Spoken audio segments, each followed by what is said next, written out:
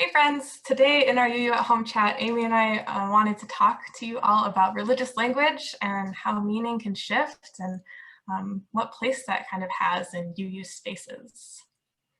Yeah. So one of the stories that came to mind for me out of my own experience when I was thinking about sort of religious language and how I don't know how we hold religious language in UU spaces is from my own experience growing up as a Unitarian Universalist. My parents found a Unitarian Universalist church by the time I was about 6 years old or so. But each of my extended families on my mom's and dad's side, my mom's side is Catholic, my dad's side is Lutheran.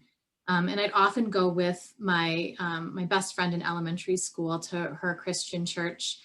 And she was very involved in her church and often had things like plays and stuff like that. And I remember one time I was about 7, going with her to her church and learning about God and about heaven, and which were of course presented in this like really beautiful, very like attractive play for children, right?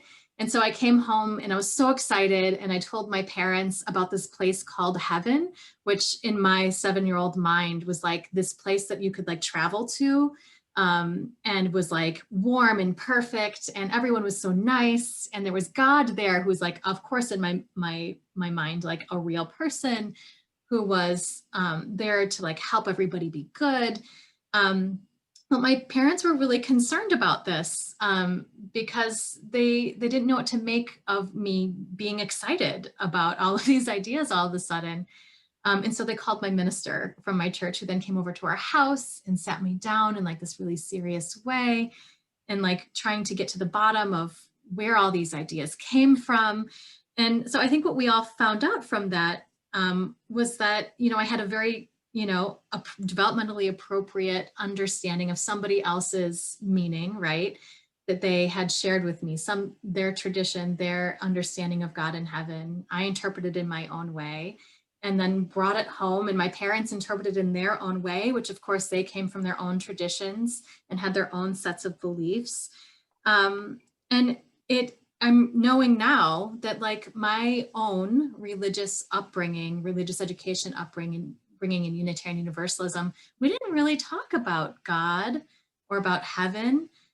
So I didn't have any other way of making meaning of those words other than this really bright, awesome play that my friend was in. And so I think, often because as Unitarian Universalists, we aren't really sure, maybe as adults, which is totally okay, about what we believe about these different things.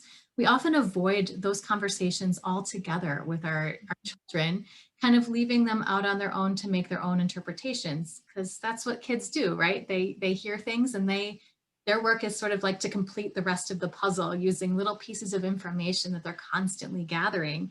And so that's sort of what happened there. And I think we make space so in some intentional ways in our own congregation to sort of wrestle with these words with our monthly themes, and to figure out what do they mean to us in our lives now, knowing that language is living and always evolving. But that's something in my work now, that a story that I always think back to, because I think about how are we allowing and making space for this meaning making to happen in our own classrooms and in a multi-generational congregational community. Yeah, and like you said, I think we often conceptualize things like God as really, really complicated and maybe too complicated for something like a first grade classroom.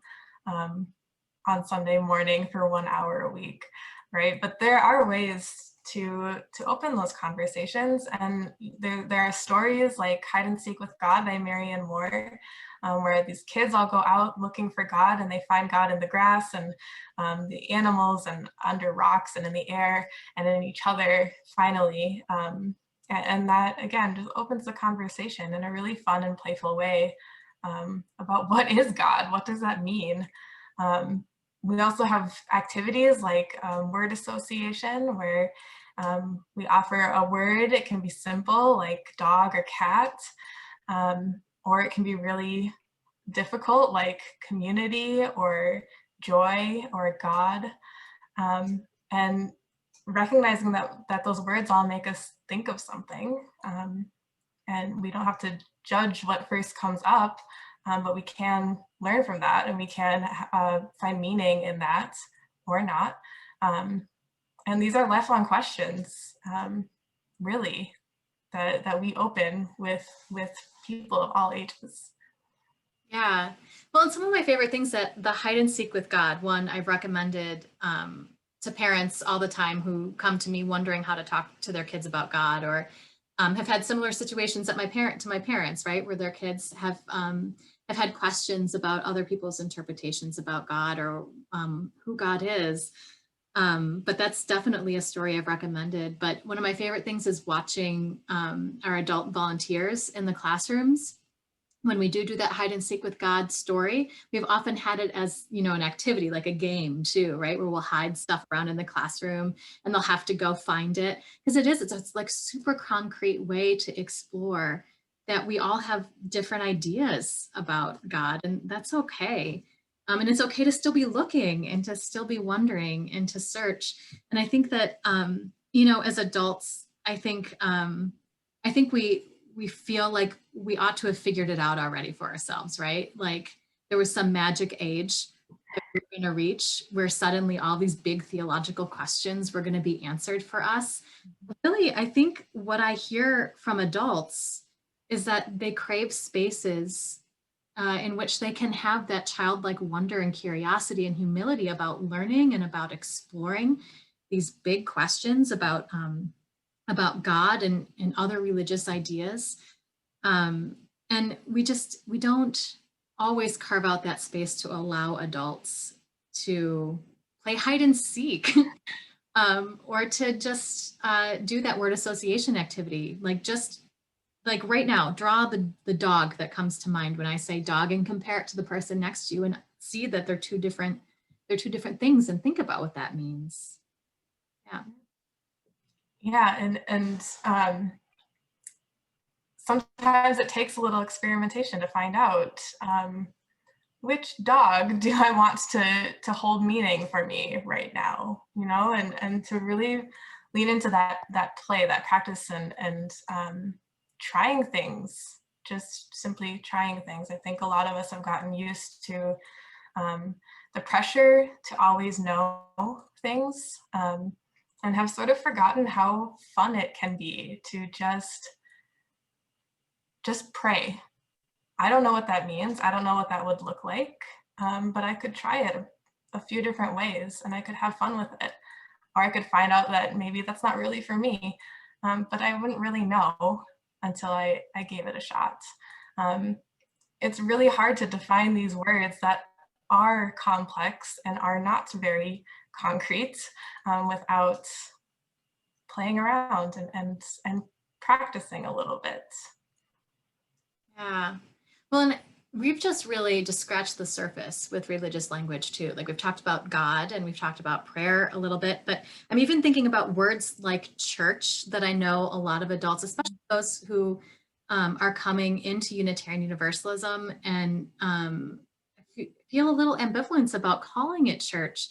And yet, like being part of the community, you're kind of, doing that meaning making, right?